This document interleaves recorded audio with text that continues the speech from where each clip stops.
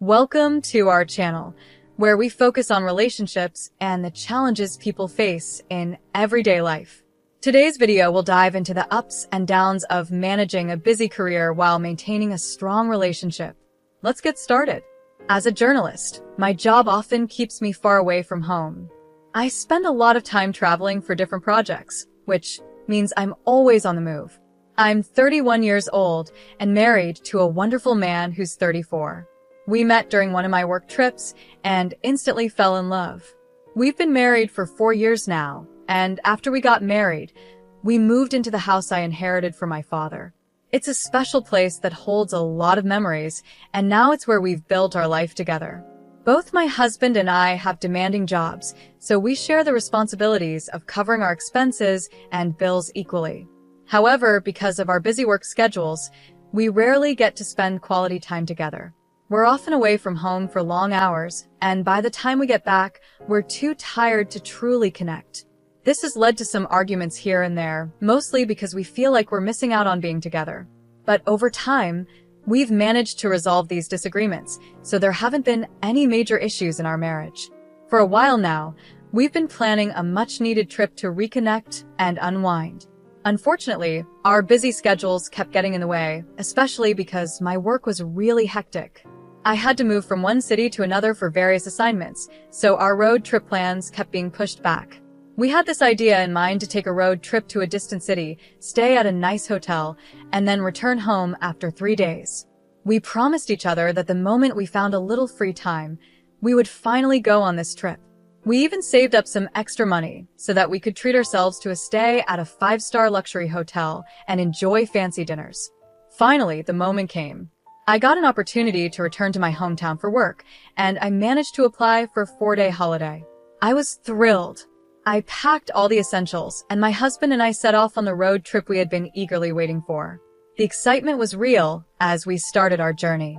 We took turns driving, played our favorite songs, and spent the drive laughing and talking about everything under the sun. It felt like we were finally able to let go of all the stress and enjoy each other's company. It was one of those moments that made me feel like life couldn't get any better. After a long drive, we finally reached our destination and checked into the hotel. Luckily, we had booked our room online in advance, so everything was ready when we arrived. We were both so excited to spend this time together and create new memories, not knowing what surprises life had in store for us.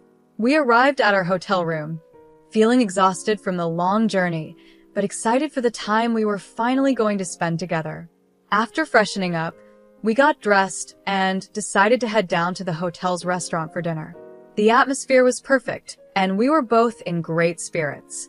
As we sat there, enjoying our meal, we talked about all the lovely memories we had shared over the years.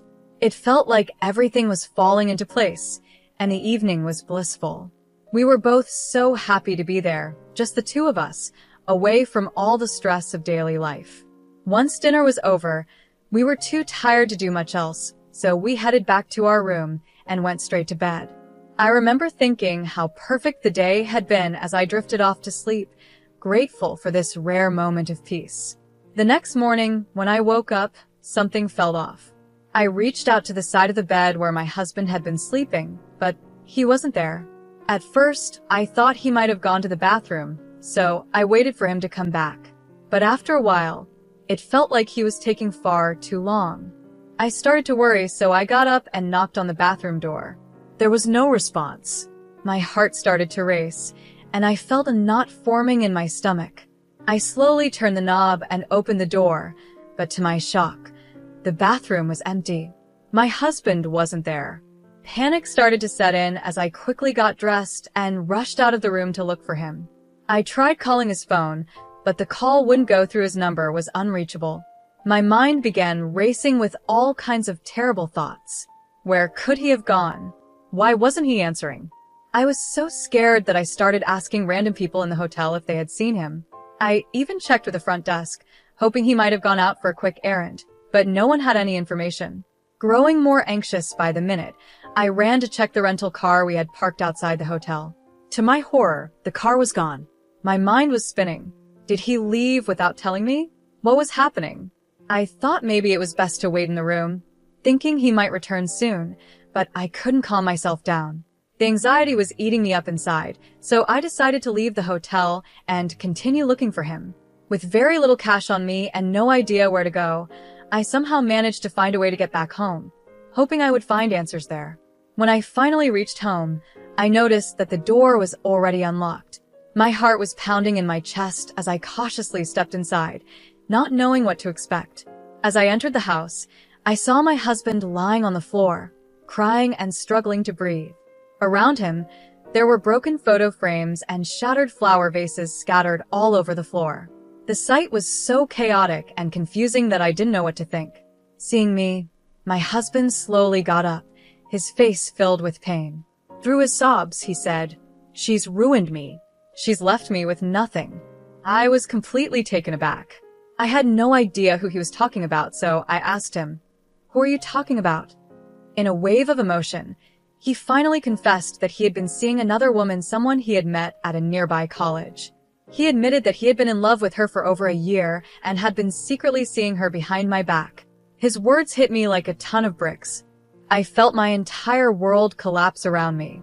My head was spinning, and I couldn't bear to listen to any more. I left the house immediately, feeling utterly shattered and betrayed. Since that moment, I've been staying at a friend's place, unable to face my husband after everything that has happened. When I finally collected myself enough to confront him, he had the nerve to blame me for his affair. He said that I was never there for him, that I was too absorbed in my work to notice he needed someone by his side. He claimed I was too focused on my career, saying I had no real value for our relationship. Hearing those words only made the betrayal cut deeper. How could he say that? How could he blame me for his own choices? I had always thought we were a team, but now I feel like I never really knew him at all. I just can't wrap my head around this. How could the man I fought for, the man I stood up to my parents for, be the same person who betrayed me like this? I argued with my family to marry him because I believed in our love, believed he was the one I wanted to spend my life with. Every part of my life revolved around him. I cared about him so deeply and put my whole heart into making our relationship work. While I was giving everything to our marriage, he was off with someone else, someone much younger, being intimate with her while I was completely unaware. What makes it even worse is the thought that our house, our bedroom, was being used behind my back when I wasn't home. Just imagining that freaks me out. How could I have been so blind? Looking back now, I realized there were small signs, tiny hints here and there that something was wrong, but I never gave them enough attention. I ignored the gut feelings and trusted him completely. Now, I feel like such a fool.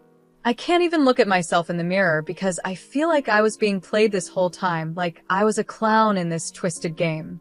And to think, he had the audacity to confess everything to my face. He told me that he fell in love with this other girl, a girl who ended up leaving him for someone else. Now he's sitting here, heartbroken, crying about his loss, as if that's supposed to make me feel sorry for him. How can I even process this? How could he tell me he loved someone else while still being married to me? And now, he's heartbroken because she left him? The whole situation is so absurd that I can't even comprehend it. So, here's the latest update on my situation. My husband came to me recently, begging me to take him back. He's claiming that he made a huge mistake and that he's ashamed of what he did. He keeps saying that everything that happened was just a terrible blunder and he never intended to hurt me. But while he's apologizing, he has the nerve to tell me that I'm partly to blame for all of this.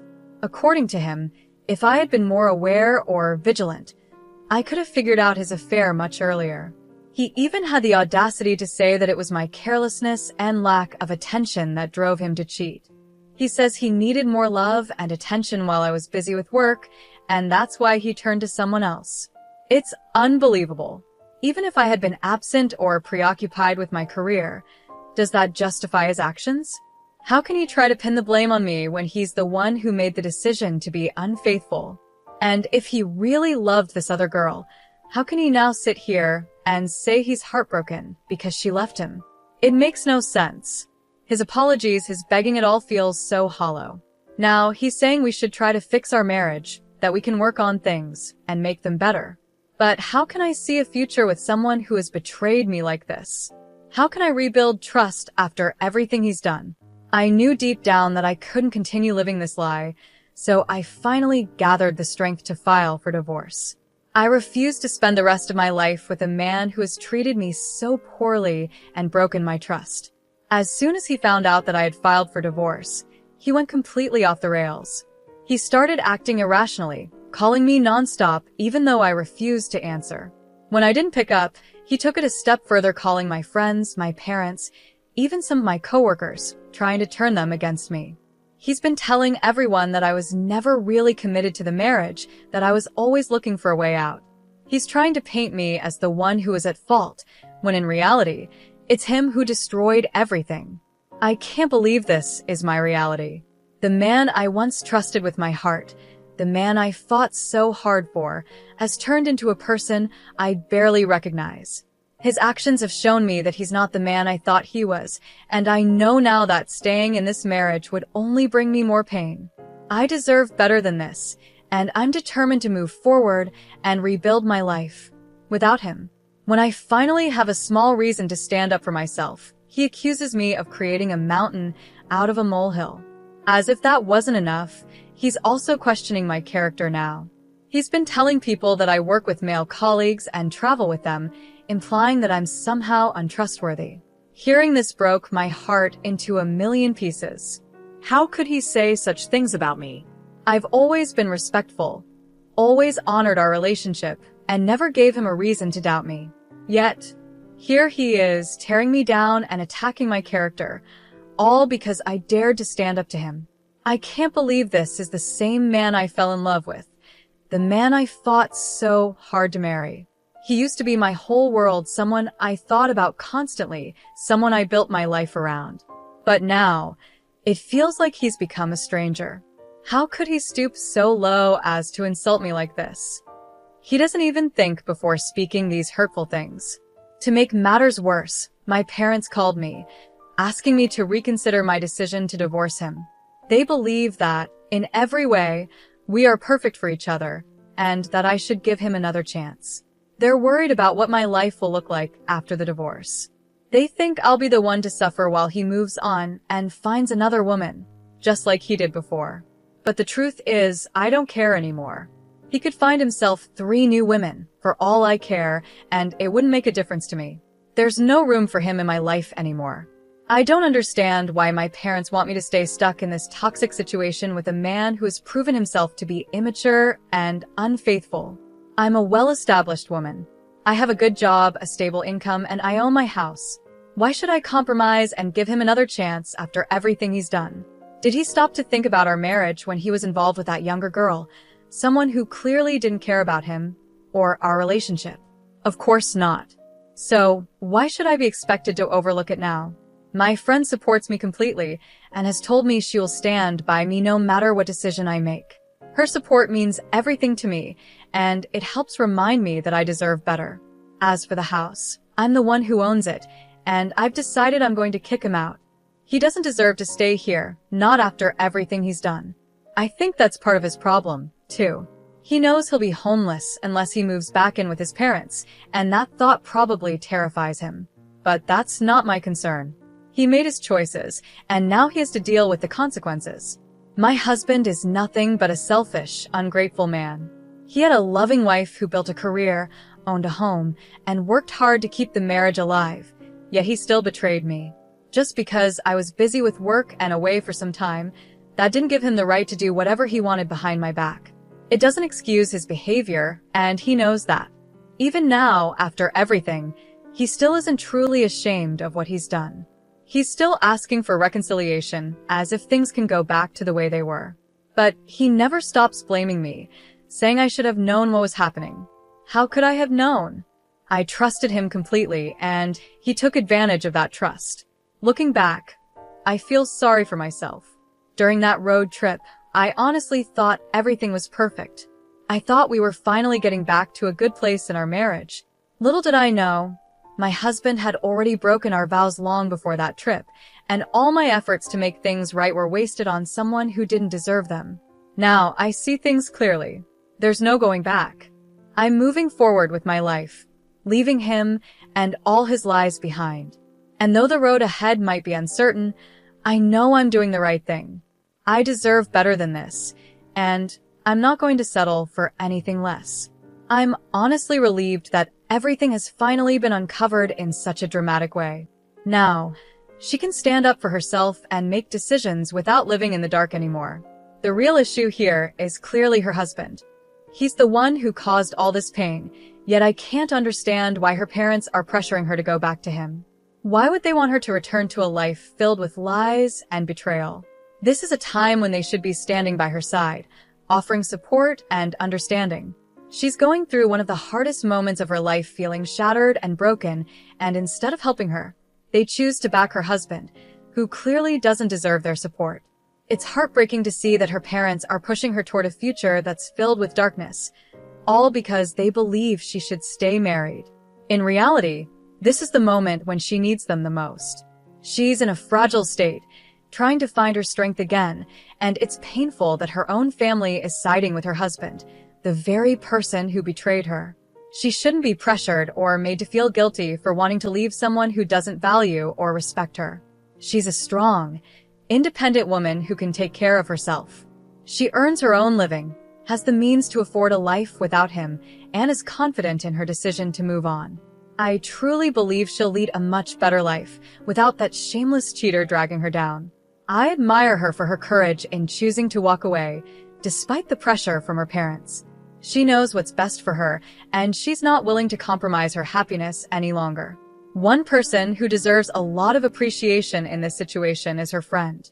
Not only did her friend open up her home and take care of her while she stayed there, but she also supported her in her decision to separate from her husband. That's what real friendship looks like, being there when someone needs you the most and offering a helping hand when life gets tough. In this case, her friend is acting more like a family member than her own parents, who seem to be trying to push her back into a miserable situation. Meanwhile, her family, instead of offering love and support, seems determined to push her into a hellhole by making her go back to her cheating husband. It's shocking that her friend is the one acting with more care and compassion, while her parents seem to be blinded by their desire to see her stay in a marriage that's clearly broken. Sometimes, friends can feel more like family than your own relatives, and this is one of those moments.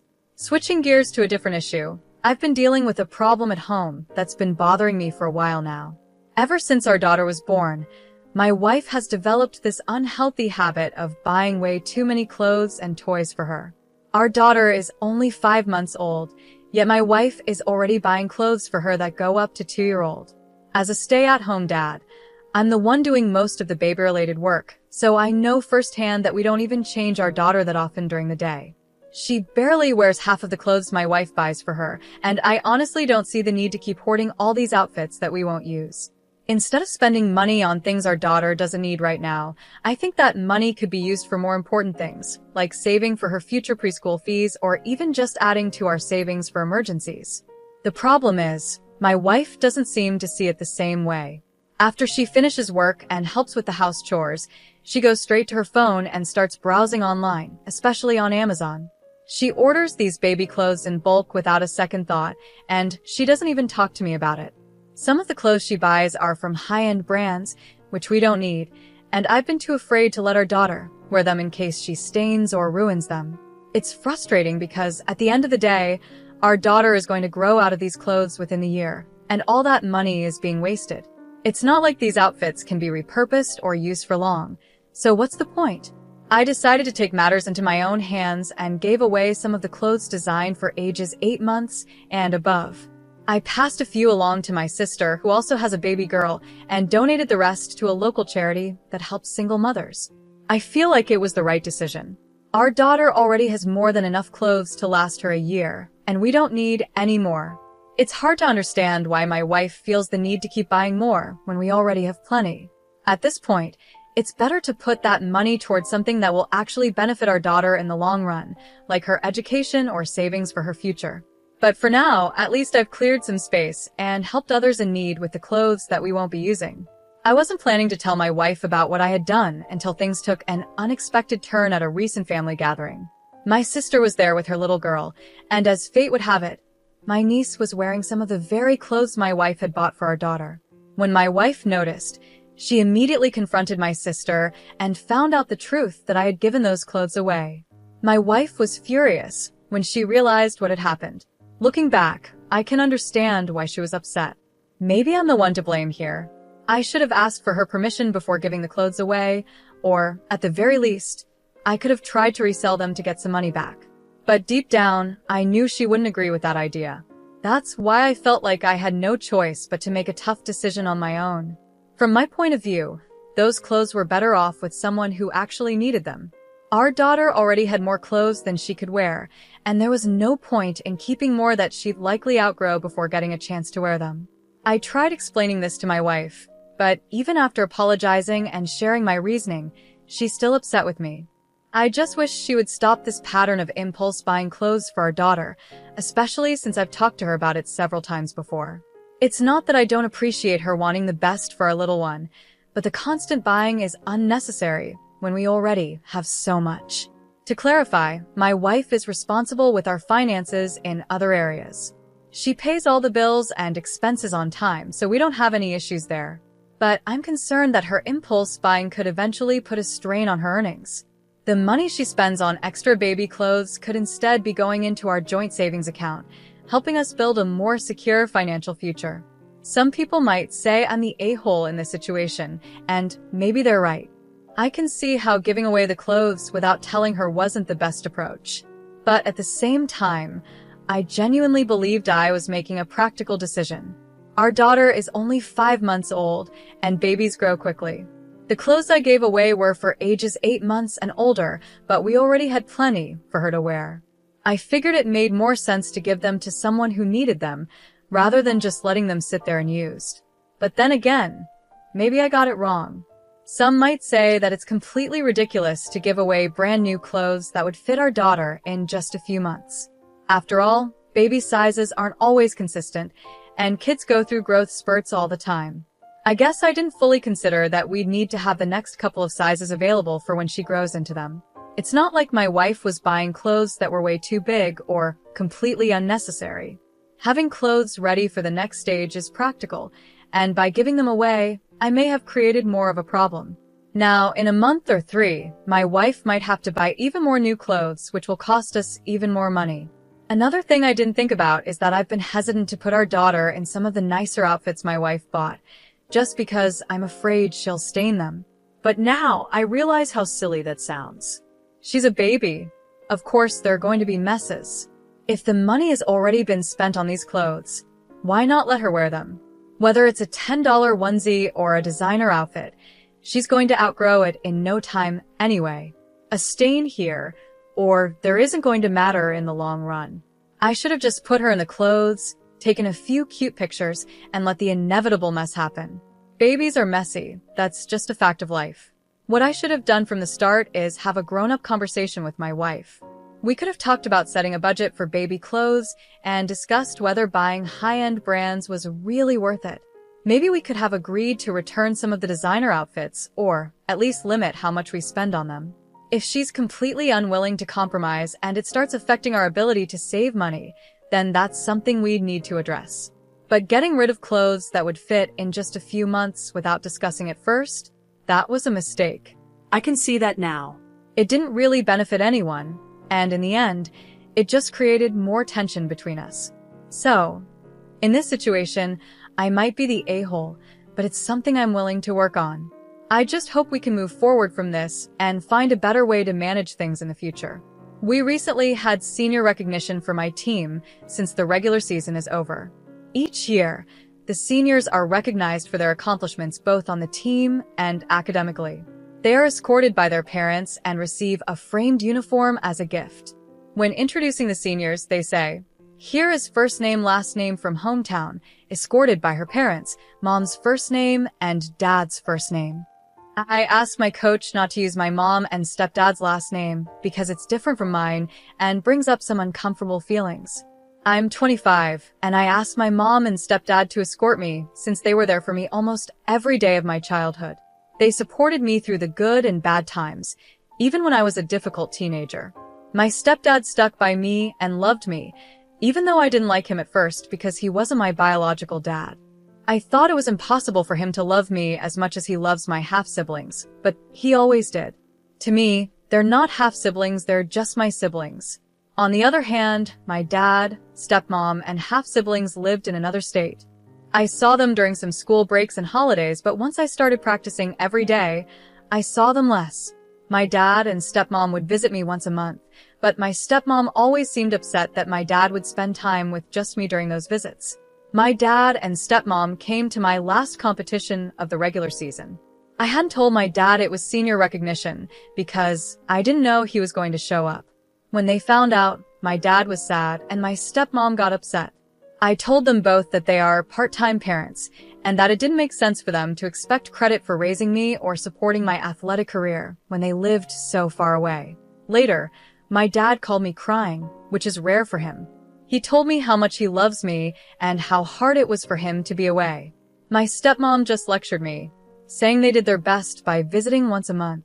Now, I feel a little guilty for not telling my dad about the recognition and for yelling at him. But my theory about my stepmom not wanting me to have my dad's attention all to myself still feels true. I don't think I'm in the wrong here. I also imagine that my half-siblings might feel the same way about my dad choosing me and my mom over them when we were younger. I was a baby and didn't understand what was happening, but looking back, I can see he didn't treat them fairly. After asking my parents some vague questions, I'm pretty sure it was mostly my mom's influence, about 80%, and 20% my dad's fear of causing problems or conflict. If you want a relationship with your dad, I'd suggest directly asking him why he hasn't been around, and whether it was because of your stepmom. You're still young, so if you want to, you can try to fix things with him. My half-siblings are in their late 30s and early 40s now, and my father has already passed away. Either way, though, you're definitely not in the wrong here, and you never will be. You're not at fault. Being a parent who only shows up during vacations is a choice. If your kids are important to you, you do everything you can to be part of their lives. Your dad chose not to be involved, and from the sound of it, your stepmom encouraged that choice. They can't expect anything from you. That said, if this situation has made your dad realize he's been absent, you could sit down and talk to him, just the three of you, about how you've seen his role in your life and what you'd need from him if he wants a better relationship with you.